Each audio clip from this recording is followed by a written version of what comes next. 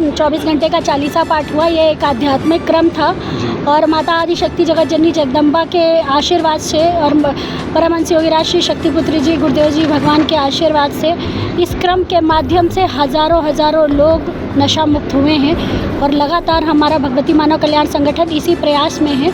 और जहाँ तक संदेश की बात है तो शराब माफियाओं को तो खुले मंच से चुनौती ही दी जाती है और भगवती मानव कल्याण संगठन लगातार चुनौतियाँ दे रहा है कि या तो आप सुधर जाओ या तो भगवती मानव कल्याण संगठन सुधार देगा। नशे को पूरी तरह से गांव में हम किसी भी प्रकार के ऐसे जहर को नहीं फैलने देंगे जिससे बच्चों का भविष्य बर्बाद हो। उसके लिए हमें जैसे भी प्रयास करना पड़े हम निरंतर प्रयास करते रहेंगे। अभी तक आपकी भगवती मानव कल्याण संगठन ने सागर संभाग में कितने गांव में शराबबंदी लागू करवाई है? देखिए 80 से ज़्यादा गांव हैं लगभग जहां पे पूर्णतया गांव वालों ने शराब को अपने गांव में प्रवेश से वर्जित कर दिया है पूरी तरह से।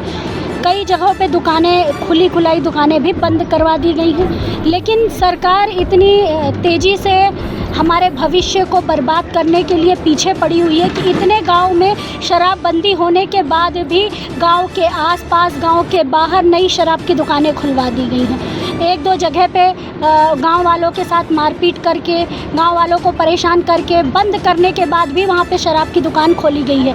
भगवती मानव कल्याण संगठन के अलावा भी सागर संभाग में कई ऐसे 4-5 जगह मैटर हुए जहां पे महिलाएं पूरी तरह से पूरा गांव की महिलाएं विरोध के लिए रोड पे खड़ी रही लगातार कि हम अपने गांव में शराब नहीं आने देंगे, हमारा गांव बर्बाद हो रहा, हमारे बच्चे का भविष्य बर्बाद हो रहा है। इसके लिए वो लगातार लड़ाई लड़ रही हैं और मैं उनको भी ये संदेश देना चाहती हूँ कि आपने बहुत अच्छा काम किया कि अकेले होते हुए भी आप इस लड़ाई को लड़ रही हैं। भगवती मानव कल्याण संगठन हमेशा उन लोगों का साथ देगा जो शराब को नशे को बंद करवाने के लिए आगे बढ़ेंगे। देखिए आपने अभी तक आपके संगठन ने सरकार से क्या बातचीत नहीं की है कि शराब बंद कर दीजिए? देखिए बातचीत तो लगातार हो रही है और जहाँ तक कहा जाए आपके क्षेत्र के चाहे मंत्री हों, विधायक हों या सांसद हों, सभी को पता है कि भगवती मानव कल्याण संगठन की सिर्फ एक ही मांग है, वह है कि वो पूरे सागर संभाग को नशा मुक्त करे।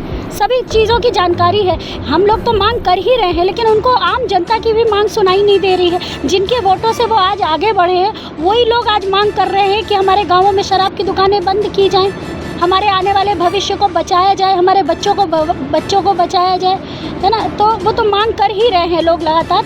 अब वो सुन नहीं रहे हैं, ये उनकी परेशानी है। आज अगर वो नहीं सुनते हैं तो आज हम तो सिर्फ मांग कर रहे हैं, आगे भी हम प्रयास करेंगे।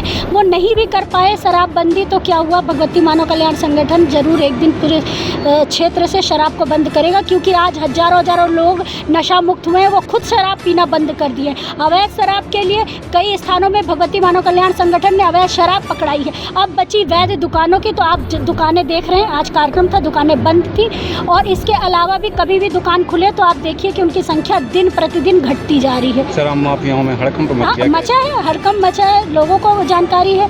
आज वो ठेके नहीं लेने के लिए तैयार हो रहे, रेट बढ़ाने के लिए कह रहे हैं कि रेट बढ़ाया जाए। तो संगठन रास्ता रोक के खड़ा है और हमेशा रोक के खड़ा रहेगा।